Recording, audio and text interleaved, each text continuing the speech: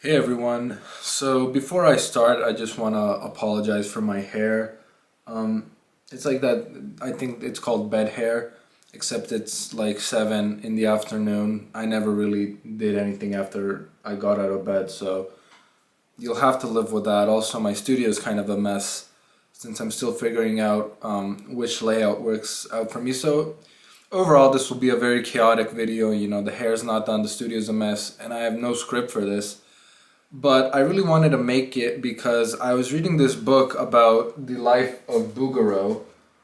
If you don't know who he is, he was an amazing French realist artist. I highly recommend him if you're into just realism and academic painting in general.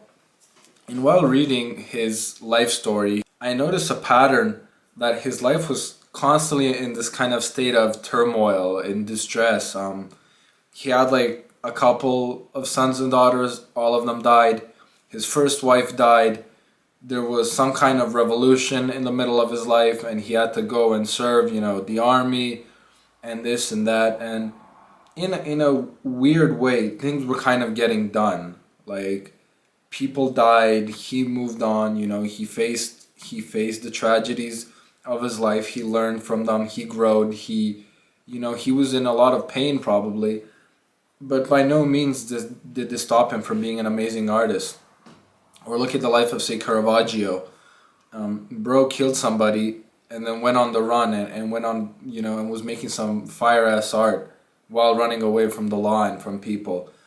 And, there was also a lot of reformation in his time and a lot of distress within Rome.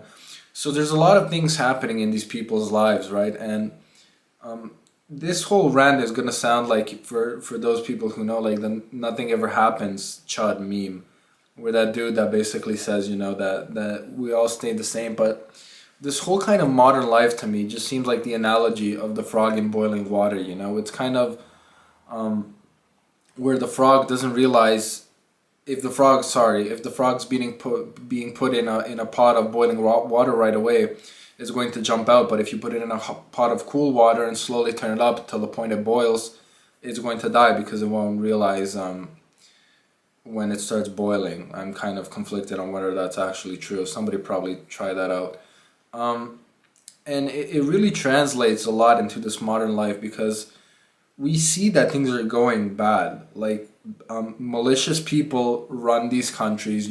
Most presidents are seriously evil people with no moral or ethical code. AI is getting better and better, and it's only a matter of when, not if, they're going to replace our jobs.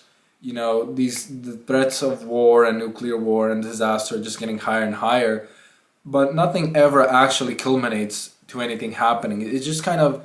Oh, I also forgot to mention the financial state of the world, which is also abhorrent.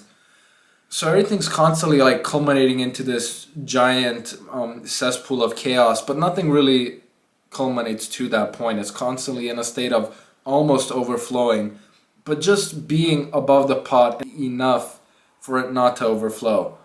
And I think that this whole state of the world kind of being in this semi-miserable but just barely habitable state is what's keeping us from expressing our best potential. And I'm going to go off on a little tangent here, but when looking at the lives of Bouguereau, it's so full of mythology and scenes from the Bible which seem unrealistic.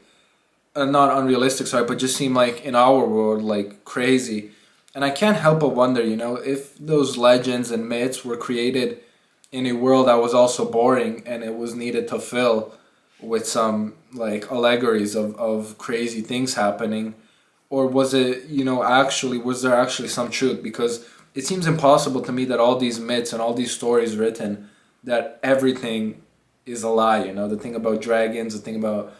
But this is way off in the deep end of conspiracies. But I really wanted to mention it because I feel like our world today, and it ties to the topic, is so bland. You go out in the woods, hunters killed every large mammal that was in those woods like 200 years ago. So at best, you're gonna see a little hedgehog. You go in the grasslands, and all you get is ticks, which will probably give you alpha-gal syndrome. There's not a lot of bugs anymore, not a lot of wildlife. So it's really kind of disappointing, you know. Our world is so bland, and it's kind of so rooted in this kind of dystopian life that we live, where we're not connected to any higher power. And it's like everything you can see, touch, or hear is real. And like there's no higher calling, there's no, but anyways, that just a weird tangent of mine that I like to talk about.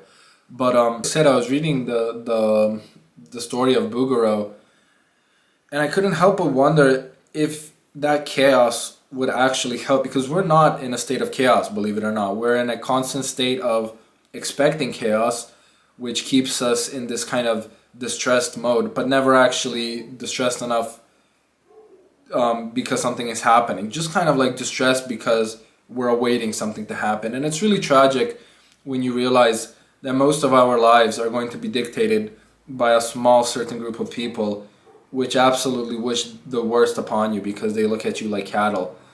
But there's no logical conclusion to this video. I usually have a message for people like, oh, you know, create more art or make the world more beautiful, and obviously all of that applies here. But I don't really see how we can make art. Like, obviously you can make your life not boring, but it's so tragic when you think about it that most of our lives are in the hands of some Satanists, which absolutely have your worst interests at heart. So yeah, I really hate ending on a pessimistic note, although I'm not pessimistic about the future. I actually do think that things will get better, because we've been in this weird state for so long that even if things got worse, it would still make things better in the long run.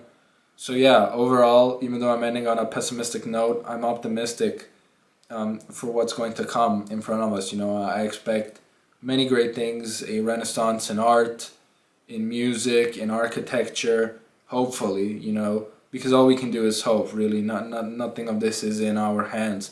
But we can't start from ourselves, from bettering ourselves, and we've already heard that story a lot of times. So that's it. Thank you for watching. I'll see you next time.